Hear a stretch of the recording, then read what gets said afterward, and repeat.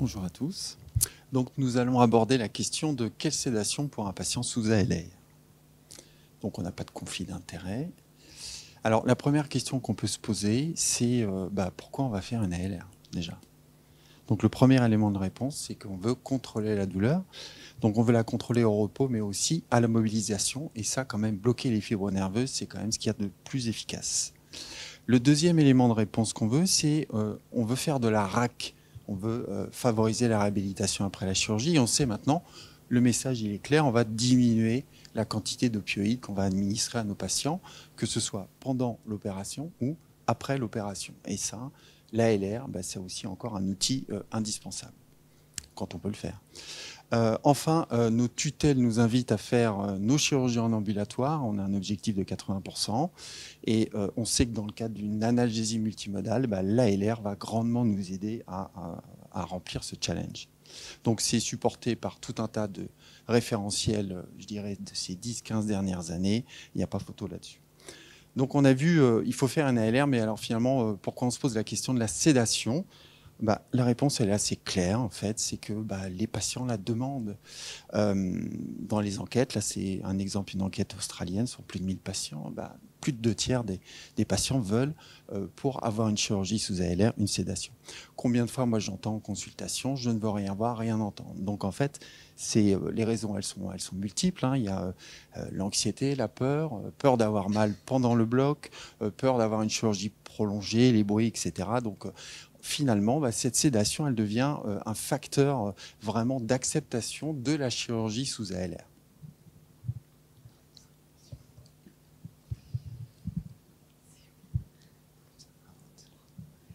Alors, on vous propose 3 visions de la sédation. Donc, celle du patient, pour qui le bloc est un environnement hostile. Donc, la sédation va diminuer son anxiété, ses appréhensions de départ. Elle va atténuer la douleur de l'ALR et diminuer sa mémorisation de l'acte. Celle de l'anesthésiste en préopératoire. Donc, elle va favoriser la coopération du patient pour l'ALR et faciliter du coup sa réalisation.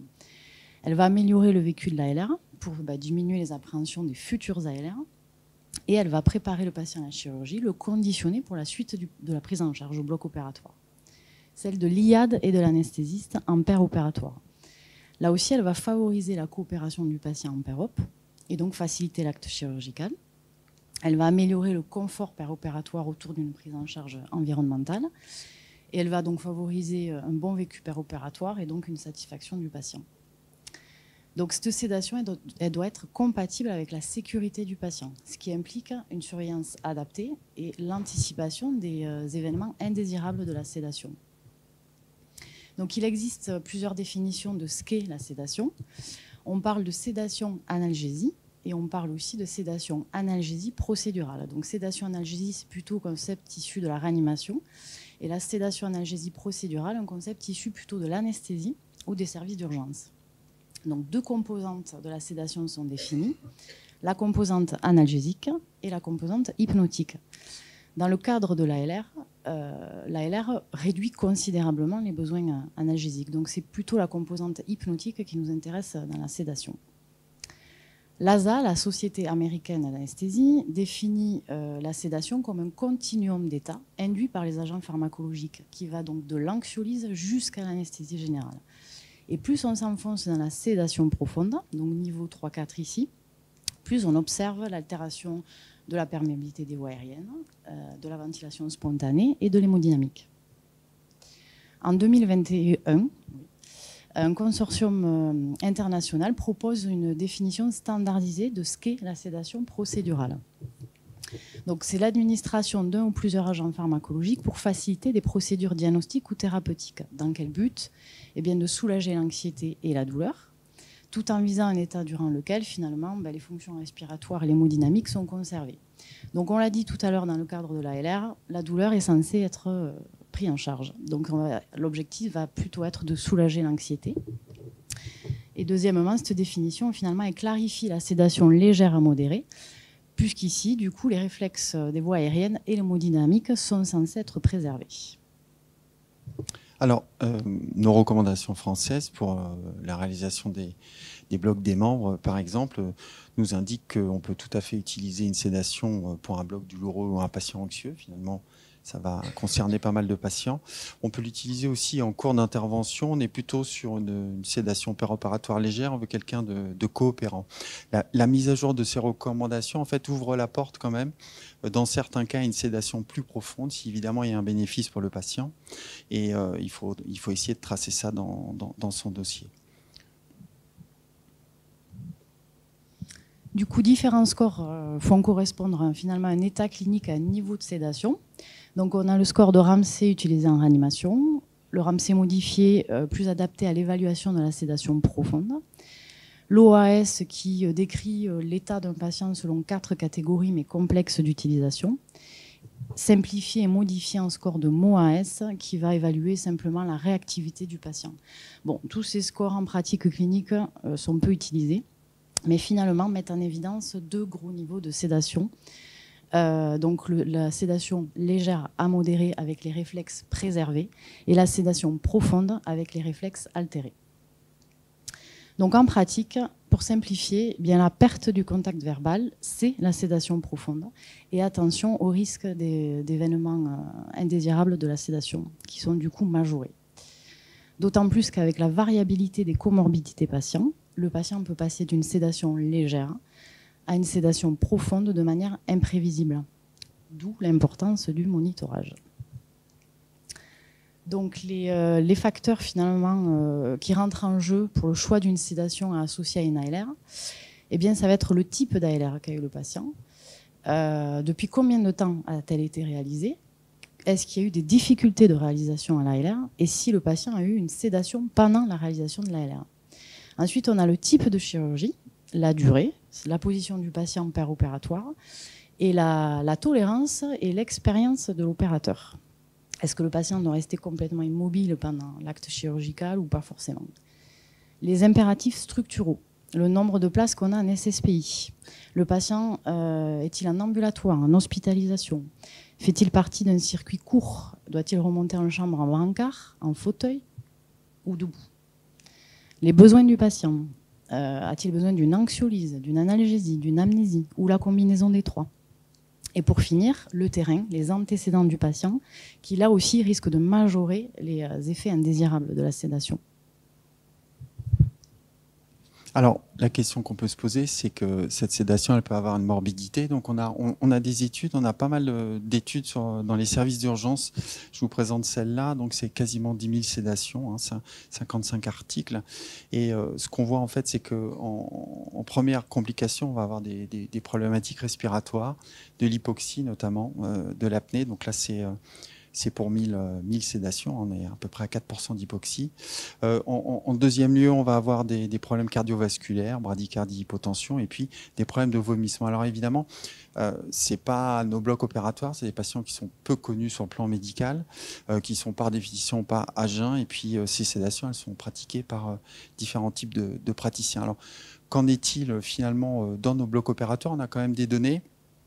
On a cette étude néerlandaise là, sur une période de 7 ans, à peu près 6000 sédations, et on voit quand même que dans quasiment un tiers des cas, on va avoir un épisode de désaturation. Là, c'était des SpO2 inférieurs à 90% pendant 2 minutes. Dans 5% des cas, il va falloir ventiler au masque ces patients et puis les intuber dans 0,1% des cas. Alors, même si cette incidence d'hypoxie est élevée, finalement, on voit que la morbidité et la mortalité est très faible. Bon, il y a 2 éléments à ça, c'est qu'on est dans un milieu qui est adapté et avec du personnel qui est tout à fait formé pour prendre en charge ces complications. Le deuxième message à retenir de cette littérature, c'est de dire qu'évidemment, plus le patient est comorbide, plus la sédation va durer dans la longueur et plus on va s'exposer aux complications, notamment respiratoires. Et on voit que c'est plutôt sur la deuxième partie d'une sédation qu'on va avoir les ennuis. Alors, quel monitorage pour la sédation? Alors, il y a des recommandations européennes, hein, là je vous les cite, assez récentes. Évidemment, on a un monitorage clinique, on en a parlé avec ces scores, la réactivité du malade, la façon dont il respire, la fréquence respiratoire, l'obstruction des voies aériennes, le monitorage aussi, on va dire classique, hein, qu'on connaît dans nos blocs opératoires, et puis aussi le COD expiré, ça on va le détailler un peu plus tard. Les recommandations françaises sont hyper claires là-dessus. À partir du moment où on fait une ALR, on surveille comme pour une anesthésie générale. Et ça, c'est régi par le décret de 94 de l'anesthésie que vous connaissez tous. combien de temps il faut les surveiller? Là aussi, c'est assez clair. Un bloc du membre supérieur, on va surveiller cliniquement et par monitorage au moins 30 minutes. Et un bloc du membre inférieur, 60 minutes. Là, on est aussi pour passer le pic de résorption plasmatique des anesthésiques locaux. Est-ce qu'il peut y avoir un intérêt à avoir un index bispectral? Donc là, vous avez un tableau, c'est le score OAS, on ne l'a pas détaillé, mais ce qu'il faut retenir, c'est qu'un score de 2 à 3, c'est une sédation profonde. Et ce qu'on voit là sur cette étude, c'est qu'on a une grande disparité des valeurs de bis. On va aller aux extrêmes de 50 à 100. Et donc, on voit bien que ce n'est pas un bon outil pour surveiller la sédation profonde. En plus, on a un problème de disponibilité dans les blocs. On n'a pas un bis par bloc et un bénéfice clinique n'a pas été retrouvé dans les études, donc ce n'est pas quelque chose qu'on va conseiller d'utiliser. On l'a dit un petit peu plus tôt, le CO2 expiré sur un patient en VS, ce n'est pas forcément une pratique très commune. Est-ce que ça a un intérêt finalement? Et on a quand même des données de la littérature. Là, c'est une méta-analyse sur plus de 5000 patients internationales, la chirurgie ambulatoire diverse. Si on s'intéresse en haut du graphique sur la partie A, eh ben, on voit que l'utilisation d'un CO2 expiré, ça va permettre de diminuer l'incidence d'un tiers des saturations inférieures à 90%. Et si on s'intéresse maintenant aux désaturations un peu plus profondes, on diminue encore cette incidence de 40%. Quand on regarde la nécessité d'avoir à ventiler le patient à cause de la sédation, on va aussi diviser cette nécessité par 2 avec un risque ratio à 0,47. Donc finalement, le CO2 expiré sur un patient en VS, c'est un outil qui est intéressant pour prévenir l'hypoxie. Donc pourquoi en pratique le CO2 expiré est peu ou pas utilisé en ventilation spontanée? Donc, est-ce un problème d'interface? Probablement, puisque le dispositif doit être fiable et facile d'utilisation. Donc là, on a des lunettes à oxygène que vous connaissez tous. Il existe les lunettes spécifiques avec l'analyseur de CO2. Pour les patients qui respirent par la bouche, on utilise tous le masque à oxygène avec l'insertion du cathéter et de l'analyseur dedans. Pour les pus bricoleurs, on peut insérer un cathéter dans des lunettes à oxygène sur une des branches, un dispositif qui marche plutôt pas mal. Et sur l'Optiflow aussi, j'ai vu que du coup l'Optiflow avait cette possibilité d'avoir le CO2 expiré, l'analyseur. Donc là, finalement, l'intérêt du CO2 en sédation, est-ce que c'est peut-être l'analyse de la courbe plutôt que l'interprétation du chiffre? Ici, on voit la perte de la courbe expirée après un bolus de propofol, 30 à 60 secondes avant la désaturation. Donc l'avantage du monitorage, c'est d'anticiper cette désaturation en objectivant l'hypoventilation ou l'apnée, qu'elle soit obstructive ou centrale. Et pour qui il est intéressant d'utiliser ce monitorage, et peut-être les patients les plus fragiles et ou en sédation profonde, ou lorsqu'on a peu d'accès à la tête. Maintenant, les moyens. Donc, les moyens non pharmacologiques. La prise en charge environnementale est essentielle, on le sait. Donc, elle peut suffire à l'anxiolyse ou de limiter le recours aux agents pharmacologiques. Avec un réchauffement patient systématique, proposer une hypnose conversationnelle, casque avec de la musique, un casque de réalité virtuelle si l'établissement en dispose. En tout cas, la communication et le partage de la stratégie de sédation avec le patient favorise sa confiance et l'adhésion du patient à cette prise en charge.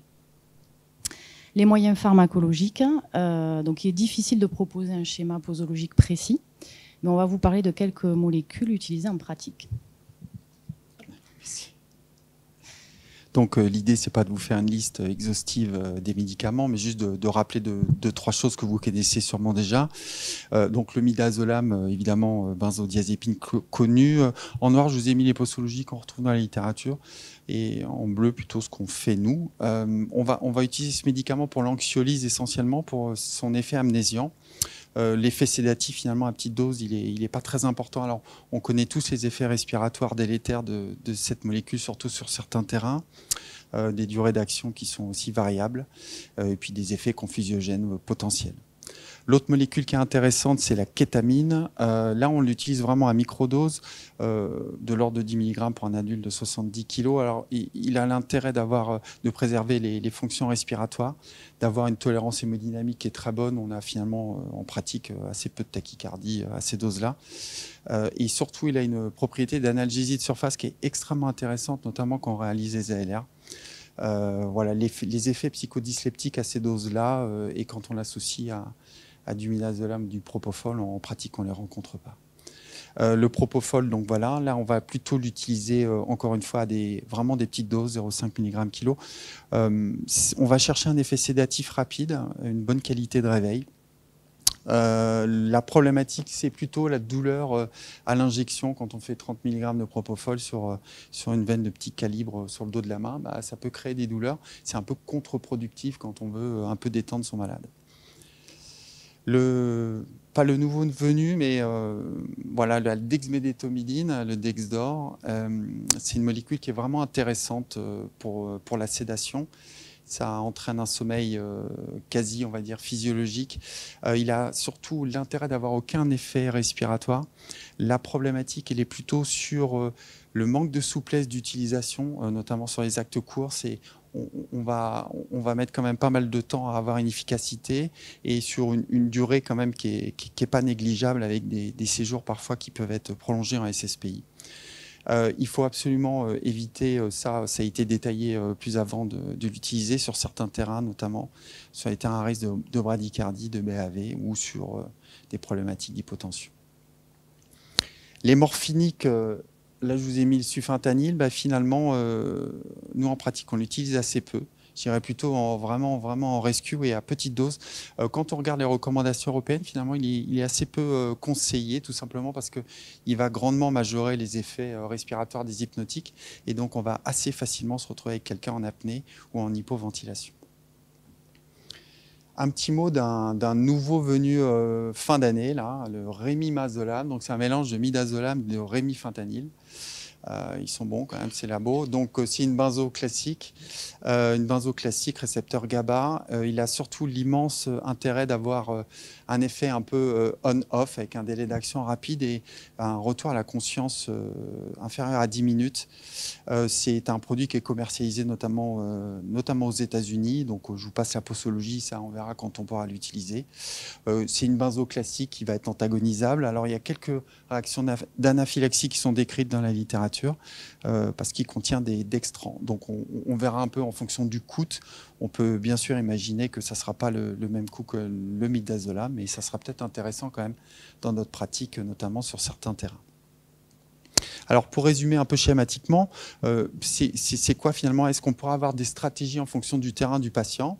Eh ben, on a la personne âgée, puis on en a de plus en plus finalement. Bon, bah, c'est du bon sens clinique. On va évidemment titrer, diminuer les doses, mais quand on regarde les papiers qui s'intéressent à ce sujet-là, c'est faire un tiers à la moitié des doses classiques.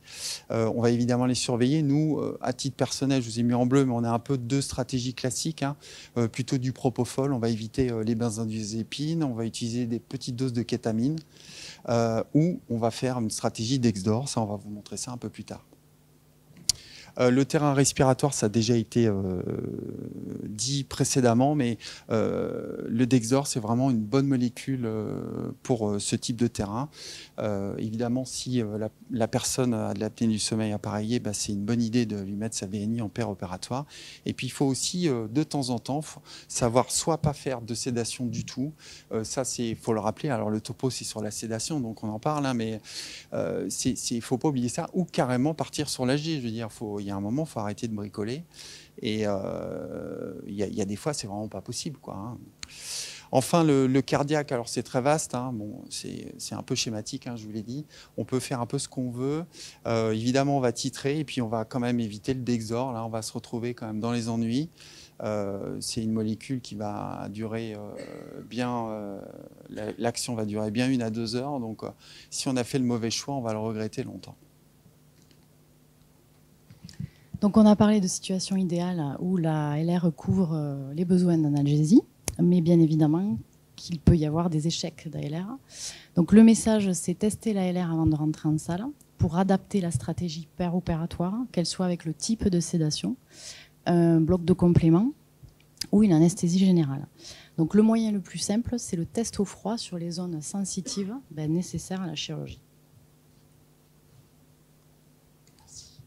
Alors, un petit exemple, donc moi je fais essentiellement de l'orthopédie, donc on fait par exemple la prothèse de genou, on en fait quand même plus de 1500 par an. Bon, c'est une chirurgie que vous connaissez tous, décutus dorsal, un accès qui est assez facile aux voies aériennes supérieures.